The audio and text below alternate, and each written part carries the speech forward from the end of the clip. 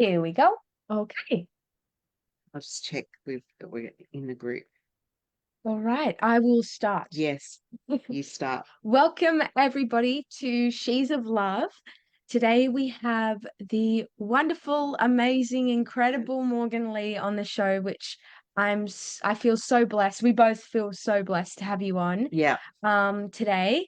And our topic of conversation is about shifting from our heads to our hearts and living from love and like living from the heart space. Mostly because, we're entering 2024. The world is a crazy place.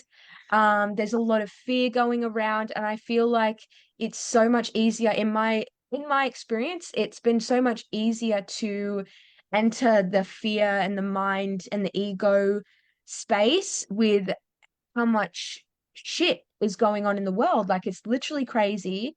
And I know that's the purpose and probably the intention behind the news and the craziness and the information that's being spread. Um, so yeah, I guess in this episode, I kind of wanted to talk about either, you can take this wherever you go, whether that's like techniques on heart space or just talking about the heart space. Um, but yeah, what do you have to say so far about this topic?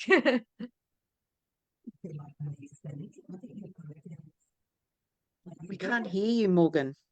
It's very, very quiet. Is that better? Yes. Yes.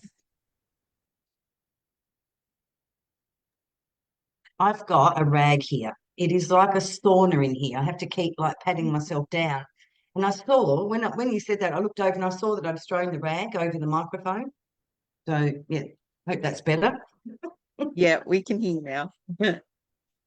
What did I say? I said like just Julia's introduction. It covers it all, really. You've Yeah. got it. It Okay. really does.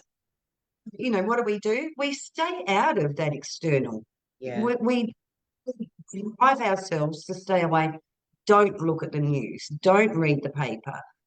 Just stay right away from it because it's not even real. It's not even, Yes. so, and it will bring us down. We've entered into it, so now we're adding to the energy of it. It's like a morphic field. It's like a whole nother world. We go into it, we visit it, we attempt to come out of it, and it's still so we got stuck. It's almost like we've created a cord to attach ourselves to it. Yeah, we created a cord exactly when we make the decision to switch on the telly Mm, and watch the news. that's We've, creating a chord. yes, we've chosen to create the attachment to it. Mm, That is such a insightful way of looking at it. I've never thought of it that way. yeah. Because in my mind's eye, I see the physical cord when I pick up the remote and switch it on. I can see that physical cord shooting out of me to the TV and saying, okay, fill me up with all your crap. And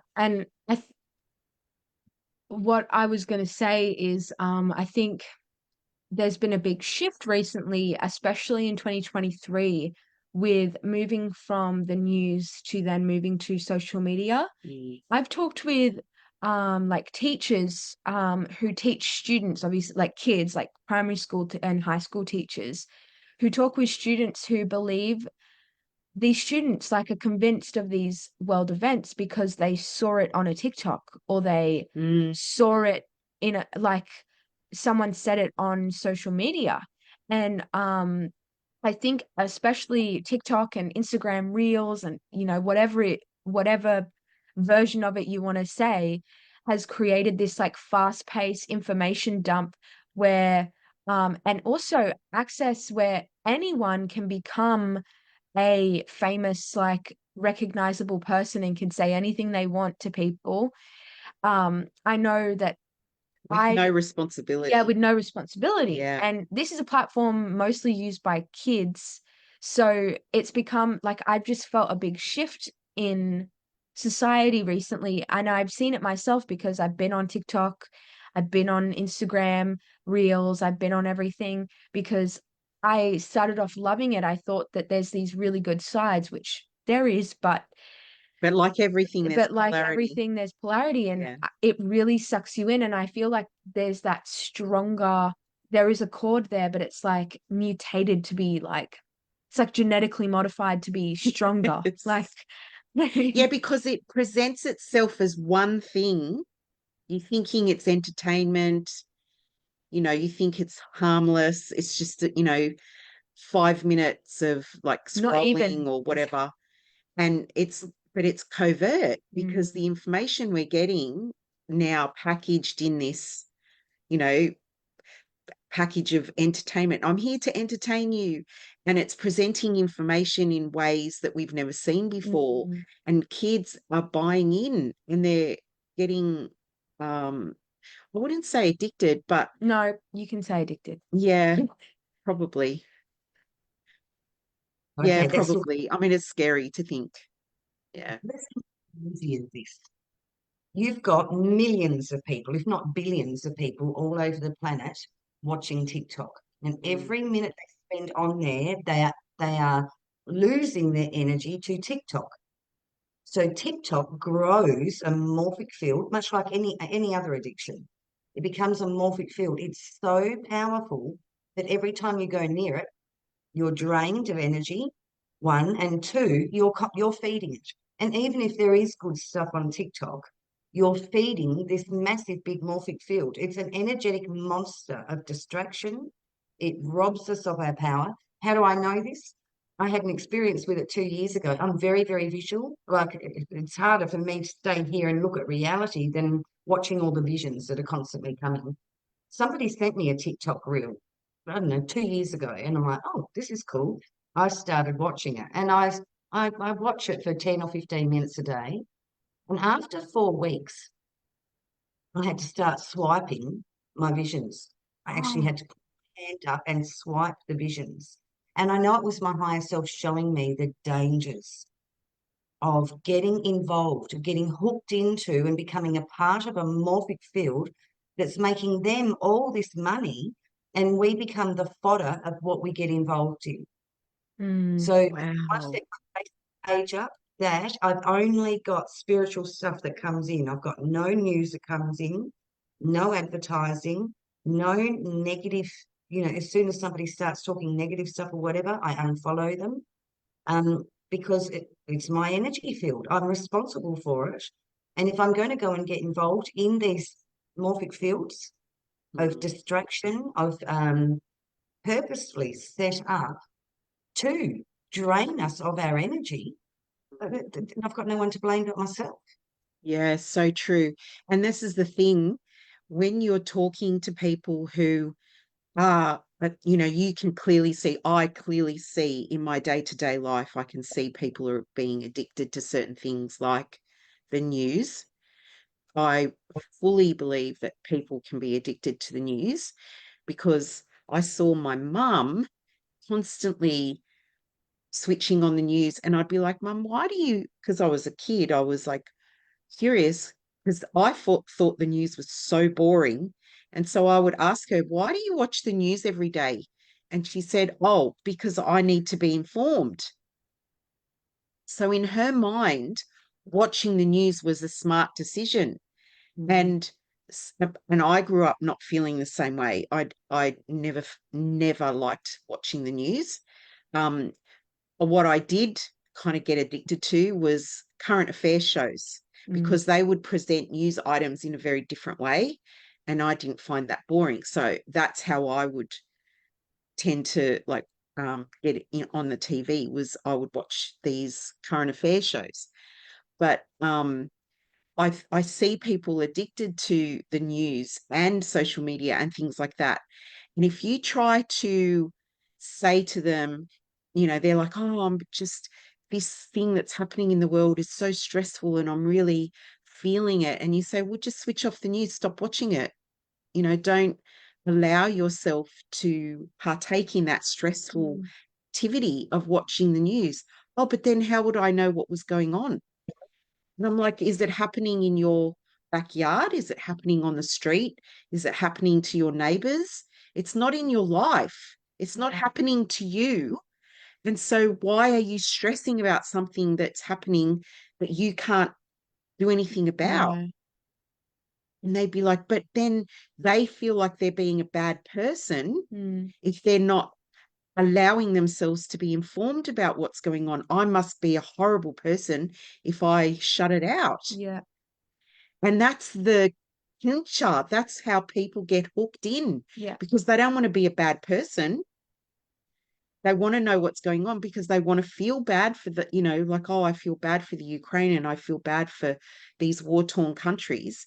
And they don't realize, I don't think people realize how important it is to these stories to have their attention, because that's how these things grow, is through our attention. When we allow ourselves to pay attention to this stuff, Mm. we are allowing it to get bigger and bigger and bigger. And then people have conversations about it, and people send money. People are watching, advertisers are like, oh, we can make more money because their attention is there. They're not understanding how important their attention is. And if you just take it away and choose differently for yourself, choose not to be stressed out and choose to look at your environment. Look, oh, I'm safe. I've got nothing, no war is happening outside my front door. I'm safe. I don't need to feel stressed out about this stuff. Mm. I don't watch any news at all. I've heard a couple of people mention that there's a war somewhere in the world. I don't even go and look at that, and I do that on Yeah. purpose. But every time I meditate, I ask Mother Goddess, Divine Mother Goddess, please bring peace to this world. Yeah. And my frequencies remained high. I haven't been dragged into, I don't have energy leakages over to Channel 7 or Channel 9 because it doesn't go to the war. The energy doesn't go to the Exactly war. right. Yeah. Energy goes to the energy complex that is gathering us to feed them, Yeah. to steal our energy from them. So, and Yeah, so it's true.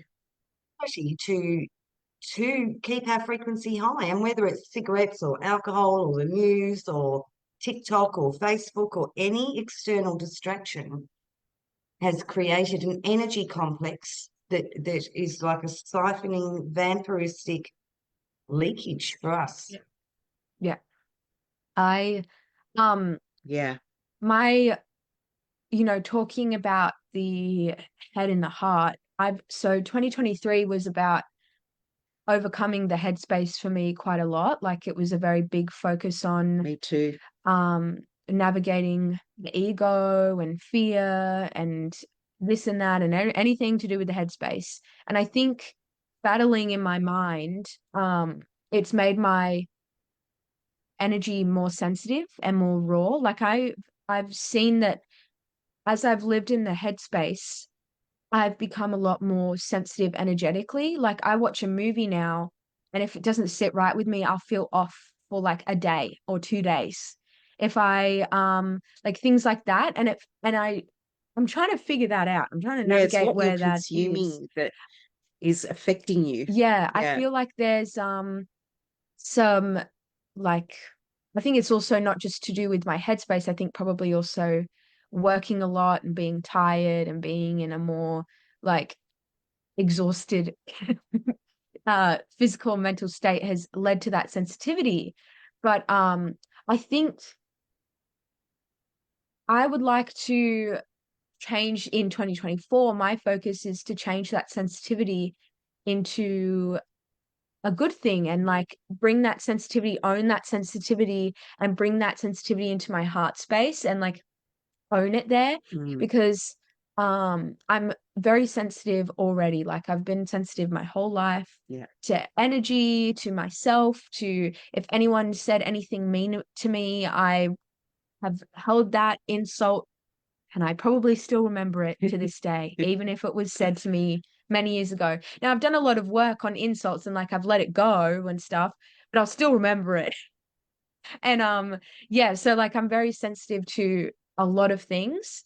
And yeah, I think in 2024, I kind of want to own that and think of it more as a good thing and harness it in a way that I can watch movies or something, or like because whenever I'm watching a movie and then if I feel off for 2 days, I'm not watching that movie necessarily to distract myself. I'm watching the movie out of curiosity, and I would rather not like leave a curiosity, like, investigation feeling off for 2 days. And I feel like if I harnessed sensitivity more in my heart space, I wouldn't experience that. If I experienced a weirdness, I wouldn't feel off for so long. Mm. I don't know. I feel like it's the rejection of the sensitivity that's making life a lot harder. Yeah. Your sensitivity, like being an empath, is your superpower. Mm. The only reason we relabel it as being sensitive is because of our thought processes Yeah. project it onto a negative thing or a difficult thing rather than, oh, wow, look what I'm seeing here. Like if I watch a movie, I will watch a movie sometimes when I've got something on and I just haven't been able to discover what it was. So I say, give me a movie that's going to help me find within me, that's going to give me a trigger or a message or a sign that lets me know what's going on here. Mm. When we've removed all of these thoughts, I'm sensitive because, people insult me and have hurt my feelings, and I've got a little collection sitting over here that I'm collecting, to prove that people insult me. When we get rid of all those programs, the heart space isn't sensitive. The heart space is everything, is strong, is powerful, is all-knowing, is understanding, God, that's not even about me. And compassionate, moving straight into compassion. Mm. I think we all need to really start letting our empath abilities or sensitivities become our superpowers, because that's Yeah. what they are. They become so sensitive because you've got all these external things coming in, and you've got too much stuff coming in, that we're involved in, where we're connected to other morphic fields, other, things that are taking us away from ourselves. So coming down into our heart is our superpower. Yeah. Yeah. Yeah, so true. I really, really, really, really resonate with that. I think the question that I wanted to ask you next was, I know in my experience, I in lockdown, I got really, really, really good at getting into my heart space because I didn't have any life Yeah. distraction, like outside of self-healing. Like I lived in this room and I did a lot of work on myself. That was my lockdown for the whole 1 to 2 years, however long it was. I don't remember how long it was, but But even after, like, even after, just, yeah. yeah, like we were waking up and the world was coming back online, she was still doing that work because Yes. it's like the spirit is in a flow, and Mm. that flow can't just move, Yeah. in a different direction straight away. Like it had to evolve. Yeah. So my question is, I now that I am working and life's gotten a little bit messy, and for everyone watching who's, we're all out of lockdown now, we're all working and life is here again. What would you say your advice or any like Insights. yeah, insights into entering a heart space in those moments where, say at work, someone's insulted me and I've left my heart space. I'm now in my head. I'm angry, or I'm The emotions taken upset, over. or whatever emotion. How in those actual real life moments of exiting my heart space, how would you say to go back in? Juliet, I don't know, because I don't out there in that. So I don't really know. But I was sitting here imagining, if I was in that position, what would I do? And what I would do is remember my skill set, remember the essence, the energy, the frequency you held during COVID, and continue on spending like as much time as you possibly can in that. So that becomes your bigger and your greater power. And eventually we learn to carry that essence, that becomes our container no matter where we are eventually. Mm. Um, and the more that we practice getting rid of all these programs, the more that becomes natural. Now, I've said that, and yet I'm not out there in it. I'm not out Yeah. there in it, so I don't know. But I do know how it works. You know, I can get triggered, maybe from things I see on Facebook or whatever. And I actually just purposely bring myself back to my heart space. And that's been a practice. It's been a practice. Practice. It's a practice. It's like, no, I've got to do whatever I can to hold this frequency. That's not even real. Like, why would I want to give any energy to that? Yeah. That over there is one energy complex that's carrying the entirety of their whole ancestral generation of all the duality, separation, division programs. Do I really want to go over there and play in that and accidentally entangle myself in it? Yeah. Yes, so true. This is like, I love this conversation because this, I think what you've hit on here, Juliet, with this question is something that I've been grappling with too as a mother raising my children and I see myself in them, right? So I see when they're triggered, I'm like, oh, I know how they feel because I get triggered too and I have a similar reaction.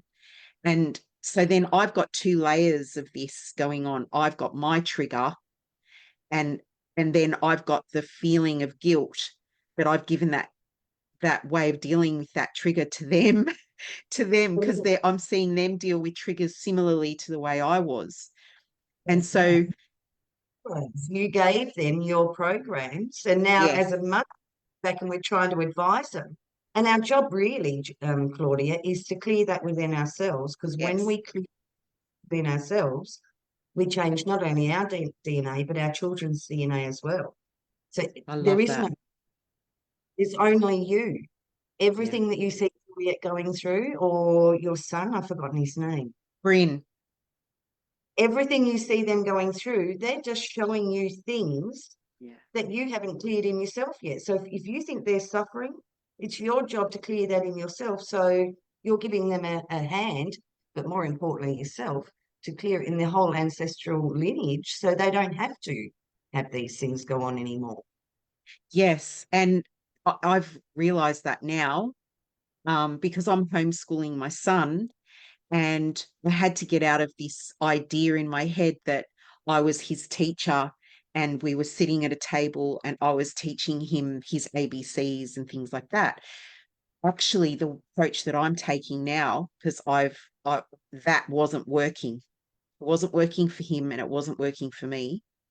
And so I've now come to place where I've realized that when I work on myself and I give myself the skills that I know I want him to have or that he needs to have or whatever, um, I'm giving those skills to him. I'm giving them to myself, but through me, he's receiving them as well. And so I'm now making myself a project for me so that I can help them and I can give to them and I can help them to evolve and grow and um, be be the versions of themselves that they want to be too. So in realizing that and in being willing to change myself, that's the gift that I want to give to them. So what you've just said is exactly what I'm going through right now. It's incredible. It's so good. Yeah, Yeah, lovely. everything sort of works in reverse, doesn't it? Like the student and teacher thing. If we actually went to our children and started asking them to teach us what they love, what they're passionate about, what they want to learn about. You pick a book and you teach me about what you're learning from this book every day. I want to know about the story, and Yeah. it's they're actually here to teach us, and we put them in these centers of restriction, Mm-hmm.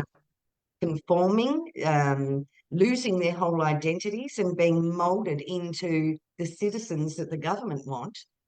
And we Yeah, wonder like little why. soldiers. Absolutely. Yeah. Yeah. Yeah. Wow. Yeah. Well, I guess from there then, Yeah. it's a big, That was a big question. yeah, Thanks for asking that actually, because that really helped me too. yeah. Yeah, No, it for was sure. wonderful. I think sometimes things are a lot simpler than they seem. Like Mm. when you're experiencing big emotions where the person in front of you is the trigger and you're seeing them in your actual 3D reality, you overcomplicate how easy it is to just not care. Like Because it, it's so many feelings, yeah, because you're in it, you're in the yeah, of feelings, you're course. in this, it's like a net that comes over you and you're Yeah, caught in the net and you're like, oh, it's happening again. yeah, Here I am triggered again, and I'm in my feelings. And so maybe giving yourself a little bit of space yeah, to just feel the feelings and not respond until later. yeah, Like maybe that's, yeah, because that kind of helps me too. If I've got somebody in my face making me feel something and it's taking over me, um, I I'm in the practice yeah, of being self-aware that I'm in my feelings. yeah, And so being able to take a beat and just allow the feelings to be there without freaking out, without judging it, without kind of getting angry with the other person for triggering me, just being in it and then being able to go later, oh, that's, you debrief with yourself. That's what happened and that's why it happened. And that's when they said that word or they had that look on their face.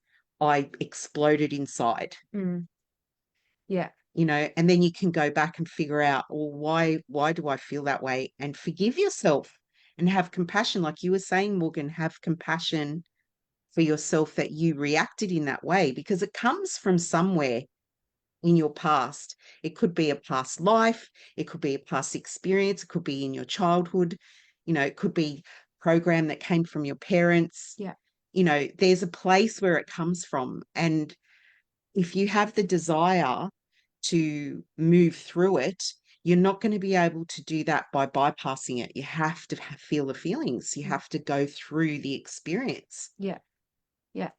Is that right? Do you agree with that, Morgan? I think that's one of the possibilities. And I see and hear a lot of people saying you have to go through the feelings. And sometimes we do. Mm, Sometimes we do, but most of the time we don't. right. So if we can have like an event, a situation with another person, and we can say, I'm not hitting the tennis ball back.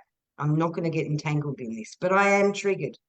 And stay with yourself and say, what is this trigger? The first point of transformation is awareness. So as soon as we become aware of, well, what triggered me, we might ask questions like, how old is this inner child or inner teenager who's being triggered by what's going on over there? That person doesn't even exist. They've simply grabbed a script a couple of days beforehand for something that you need. They're just Yeah. playing out their role, their script. Your job is to find the gold in the experience, find the light in the experience. And we don't always have to have, massive, big feelings around that. It Mm, gets exciting where actually this is taking us into our heart. This is taking us into our heart. It's breaking down the walls. It's stopping us, blaming and projecting externally, having any resistance or attachment, and going, okay, this person's just offered me another gift of a program that I've got active. I know I've got it active because it's playing out in my field. How do I collapse this or neutralize this so I don't have to be sending that signal out for more of that in my future? yeah. Yeah. Yeah. That's huge. How do I stop sending out the signal for more of this in my future? That is, How do I neutralize the program that's come from me or my mother or one of my ancestors or wherever it's come from? I've got it active in me because it just played out to me. How do I neutralize this within myself? actually, you've really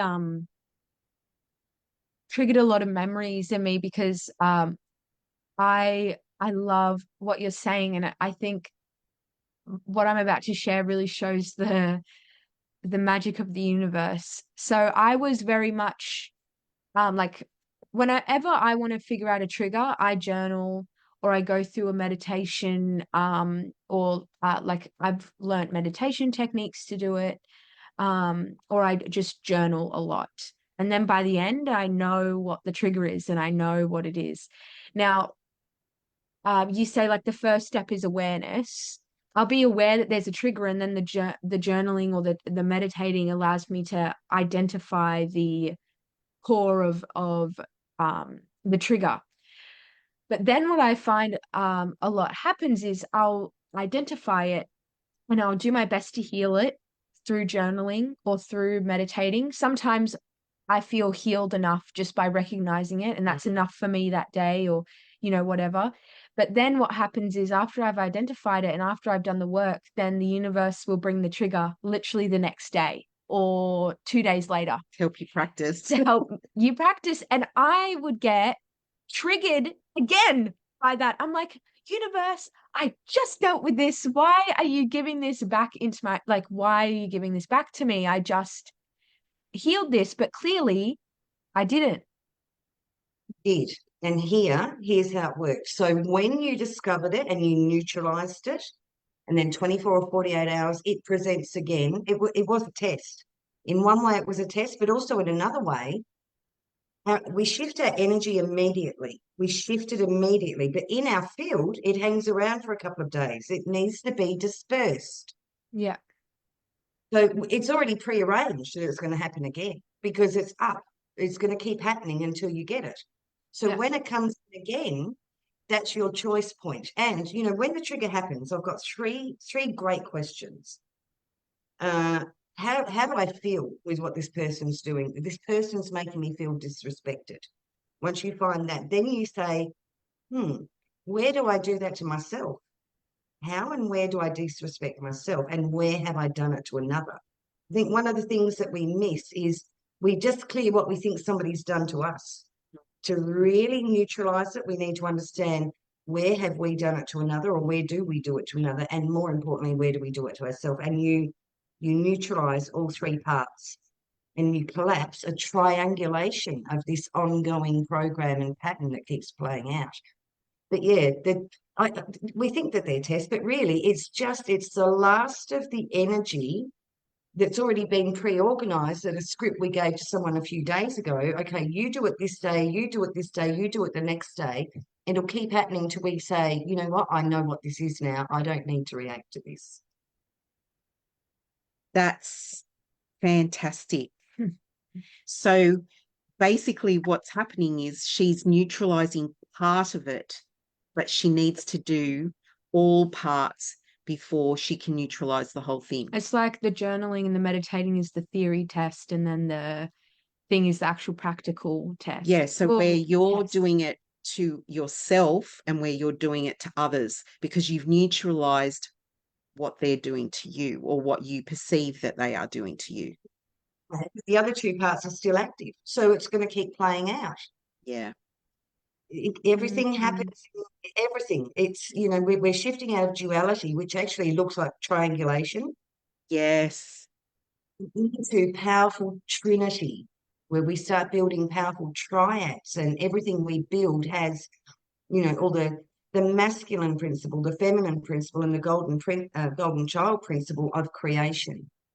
So to break down the old things, we really need to look at the triangulation of it. It's one thing to say, well, I'm not going to react to how people trigger me anymore. But if you don't own where you do that to others, and especially where you do it to yourself, it's still active. Yeah. Wow. Yeah, because it's so easily missed because we focus, and this is getting from the head to the heart. That's how I feel about it. It's being in the heart is the whole picture, is how am I doing it to myself? How am I doing it to others? Not just the ego saying you did it to me. Yeah. It's like, it's so easy for us to see how we've been wronged. And it's so difficult to see how we've wronged others, and even more difficult to see how we've wronged ourselves. Yeah. Absolutely. And this is us taking 100% responsibility for the creation of it, uncreating it to then recreate it. When we've covered all parts, it's no longer active in our field and we don't have to keep experiencing it. Oh, that's so wonderful, Morgan. Like, it's just explained it so beautifully and it's answered my questions too, because like Juliet's saying, I've had times where I've been triggered and I've been working on myself and I've been, you know, trying to neutralize my triggers, and I'm thinking, what am I doing wrong here? Like they just keep coming. Why does this keep happening to me? Now, there is another step to really make sure that it's thoroughly gone. And that is, once those three parts are triggered, invite yourself to go back to the very first moment of creation, whether it's this life or a past life or whatever, and find that first moment and collapse and neutralize that too, just to be extra, extra thorough.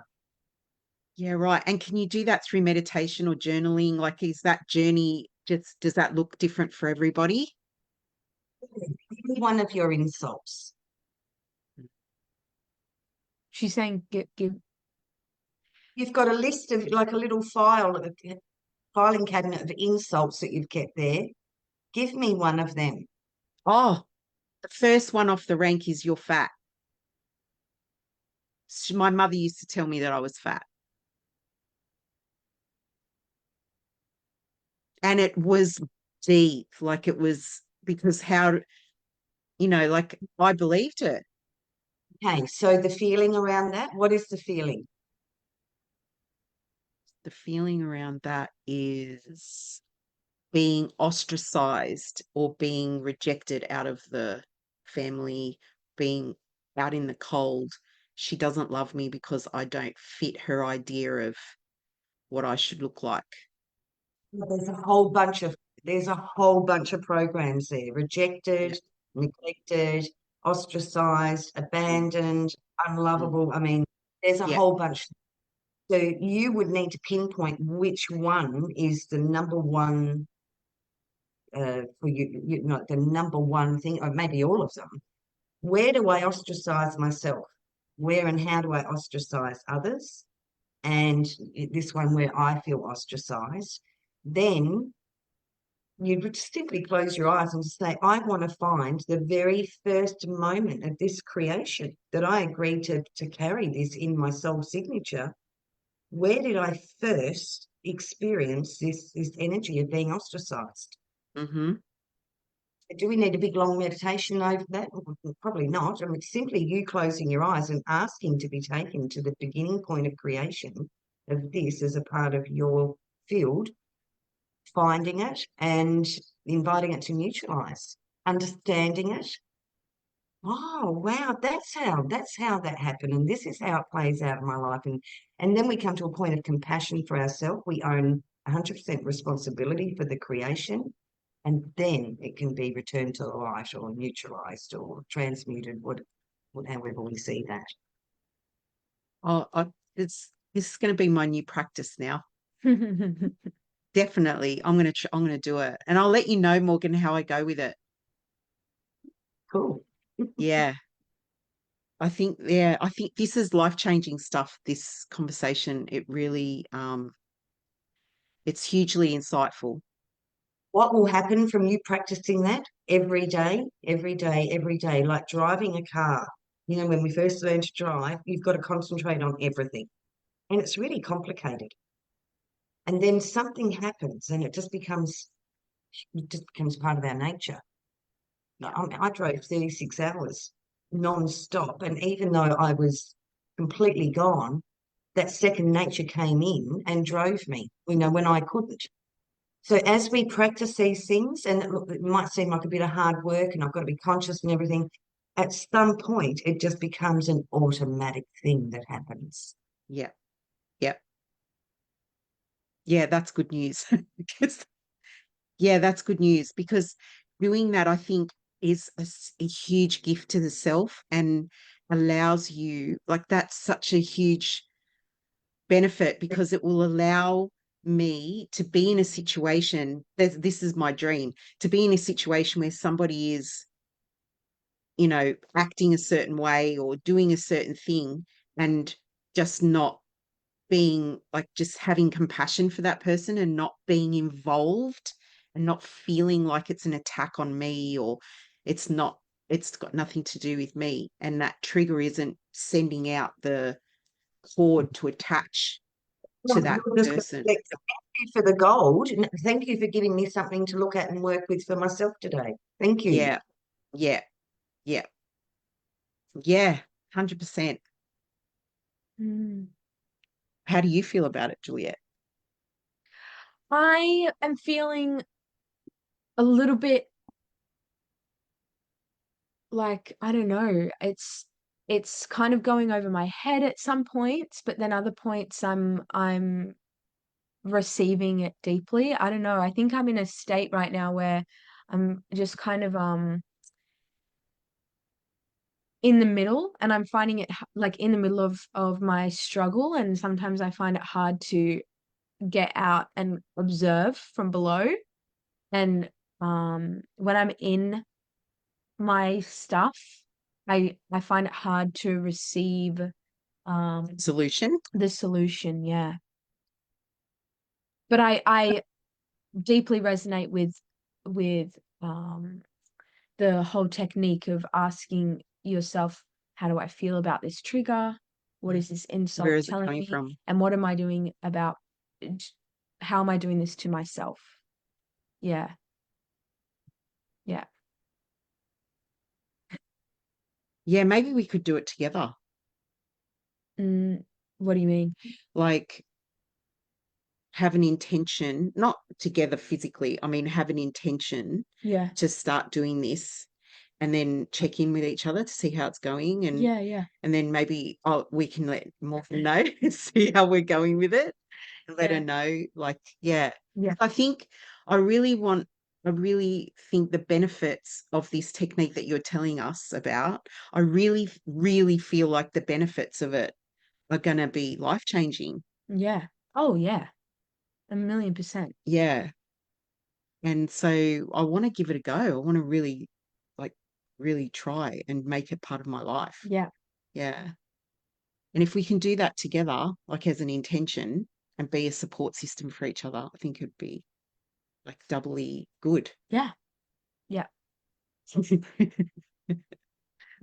Well, another thing, so me and Morgan talked recently, and actually I wanted to kind of give a bit of an update on.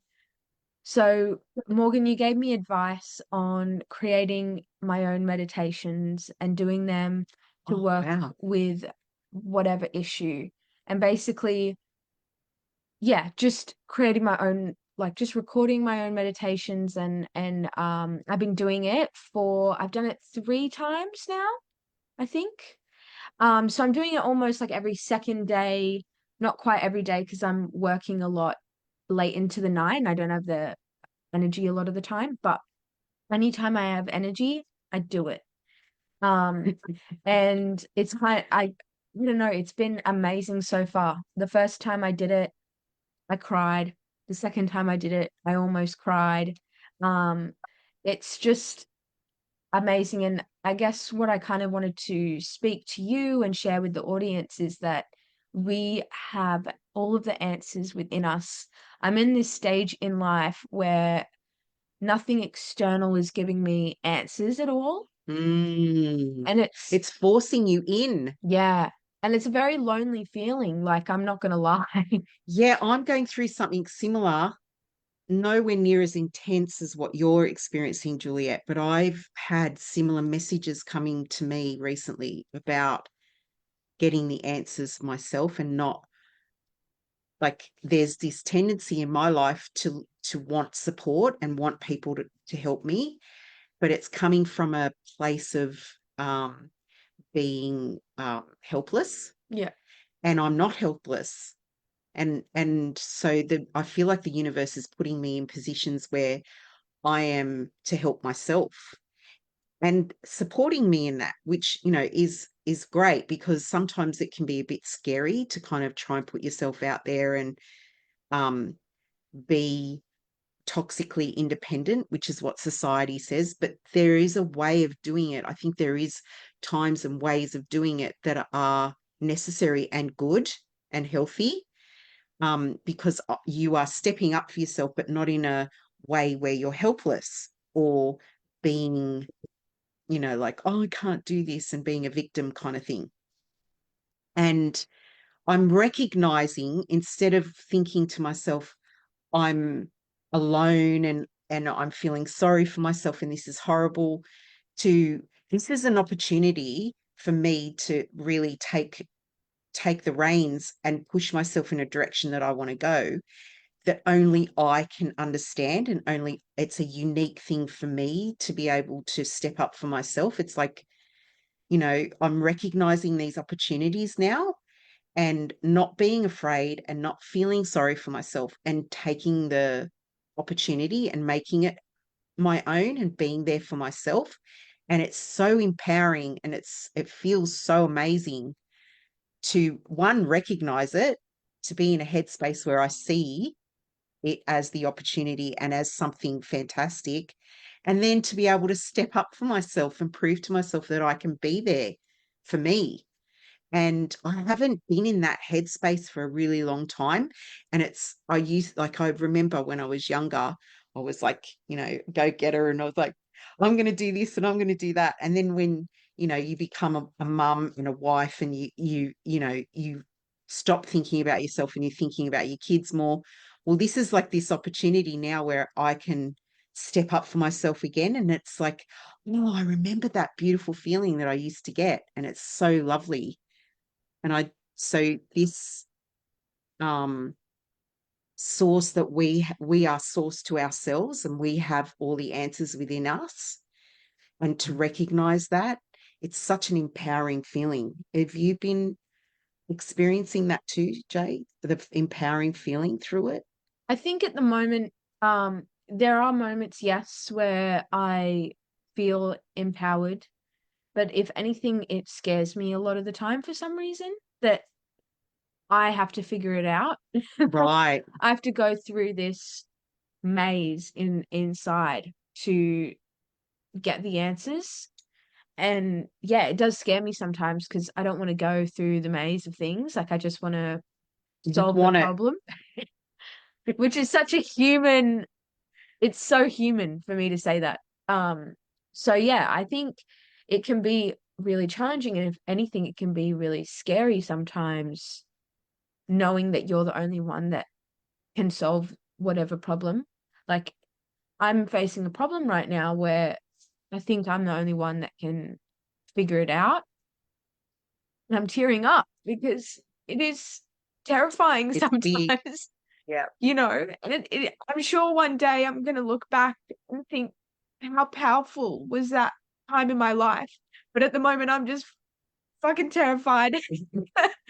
Um, so yeah, I think if anything, like, it is really powerful. It is super powerful, and I'm looking forward to the day where I look at it a bit differently and I move beyond the The fear. the fear of it. But yeah, that's kind of my perspective at the moment. Oh, forget. People used to ask me, how do you connect with your higher self?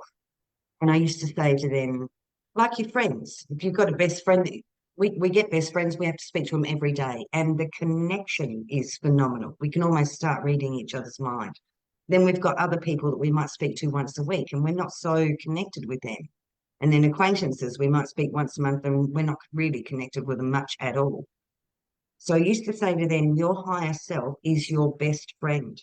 Make the phone call to your higher self every day and build the strength of that relationship. Yeah. That our higher self is a multi-dimensional being connected directly to pure source, our God selves, our mother goddess selves, our Trinity self, everything. And yeah, we are frightened of our own power, but eventually that comes. So what I would say to you is, it's great that you've done it, 2 or 3 times. But this is your best friend. You are your best friend. The more time that you spend with your best friend, the stronger and stronger and stronger that relationship is going to become, Yeah. where you won't even have to go into meditation to be able to talk to that best friend anymore. That best friend, through you opening your heart, and you will find, after, and there's no time period, but I would do like 6 or 7 sessions, and oh my God, I would feel this essence embodying and anchoring into me. And then I Yeah. started noticing, God, the meditation, I don't have to do the meditation so much anymore. This essence is speaking to me while I'm washing the dishes or something. And it's like anything, if we want to lose weight, well, we have to actually go and exercise every day. Yeah. So, no one's taught us that until we know true service to ourselves, there is no external thing at all. Until everything, every moment, everything, every day is for us first and foremost. We haven't actually entered that space. So isn't it interesting? We get scared of, I'm all alone and this is only going to come from me, but there is no all alone because that higher self is a part of the whole. That is the pure source. That is oneness. So there is no by yourself at all. You've now accessed, you've now gained access to everything and all of it. Like, I mean, and that is through the heart. That is through your service to yourself, your unconditional love for yourself, your compassion for yourself, your time for yourself, your space for yourself. There is no other but you. Yeah. Yes.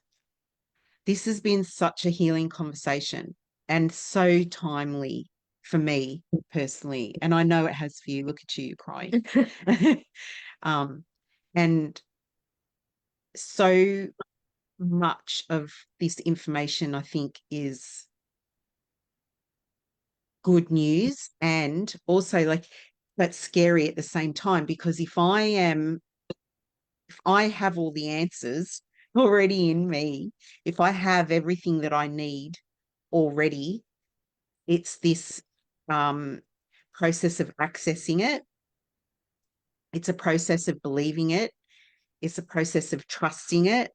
Yeah. It's a process of learning how to connect to it. And the feeling I had this when you were talking, Morgan, I had this huge realization and this old familiar feeling come up of this fear of connecting to my higher self, which is me, because it's like the feeling, what we were talking about before, you said, what is the core of it?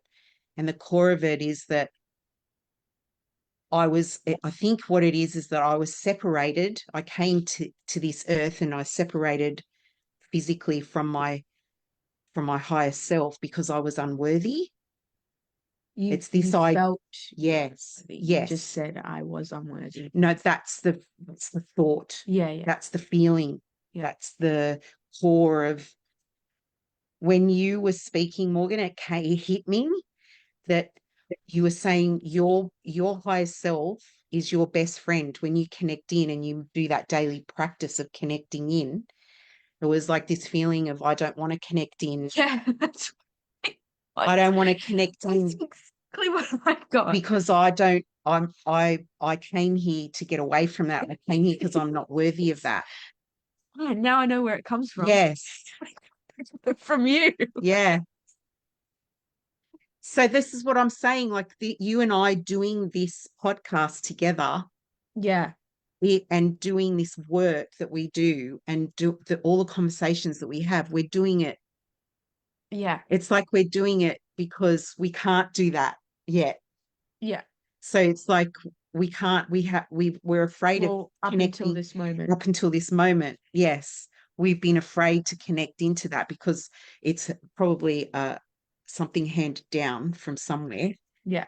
And I've handed it to you. Well, I didn't say that to No, I'm not saying it's a guilty thing. I'm just saying that's like, because like Morgan was saying, we are the same person. You are just a fractal of me and I'm a fractal of Morgan. We're all a fractal of each other. Yeah. And that feeling of being not wanting to connect in because I'm not worthy or because it's like I'm angry with it. It's a teenagery thing, maybe. It's a feeling of like, no, I don't want to go there. I don't trust or whatever. And I feel like that's part of why we're here doing this podcast is so that we can recognize it. Yeah. And stop being afraid of it and just do it. I've got on my phone a 12-minute meditation. And it's a cord cutting process that I recorded for myself. And back in August, I did that every time I could, 3 or 4 times a day. And I cord cutted from people. And it's not a cord cutting that eliminates the people. It eliminates the negative attachments. And when I finished all the people, then I moved on to, what about external things? Or what about aspects of myself that I don't like? That would be a really handy process for you to do a cord cutting process with the aspect of you that doesn't feel worthy of becoming one with that your own pure source energy. Yeah. Because it's on my phone and it's 12 minutes. I mean, it was really easy for me to find 12 minutes at a time. In fact, it was so powerful for me. I would sit and do it again and again and again. I would do 4 of them in a row. And it won't let you do more than you can handle. It won't. And that started eliminating all the entanglement of these external things that I thought were real. So just something simple like that would start it. And you can go, well, I don't feel worthy of this. I don't give a shit. I'm going to lay down and listen to my meditation anyway. You know, it's like, yeah, acknowledge I don't feel worthy of it and I'm a bit frightened of it and I feel a bit disempowered or whatever. I don't care. I've got a meditation on my phone. I'm going to do that anyway. Yeah. It's just, it's making that different choice in the moment. I acknowledge I don't feel worthy of it. I acknowledge I feel frightened of it. I'm doing this. I don't give a shit. I'm doing it. I'm laying in the bath. I'm on the bus. I'm about to go to sleep or I've just woken. Or I'm on the toilet, like whatever. Put it on and listen to it anyway, because you're actually bypassing I acknowledge you. Thank you, wounded ego voice. I acknowledge that, but I'm taking charge here and I'm going to make some. Yes, and that's where we're at now, is that we are aware that we are holding ourselves back and we don't want to hold ourselves back anymore. Yeah. We're at that place. Yeah.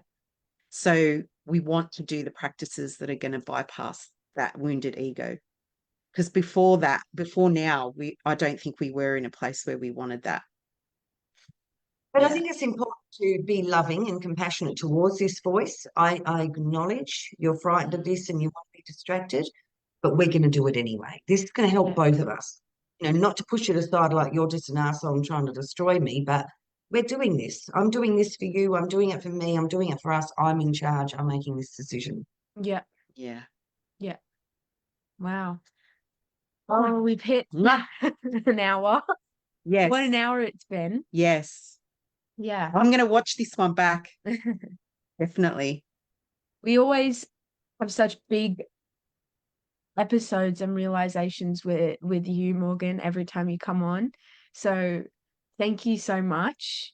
Great question, Julia. And you ask really great questions. Yeah, she does. And I'm a believer that the questions only come.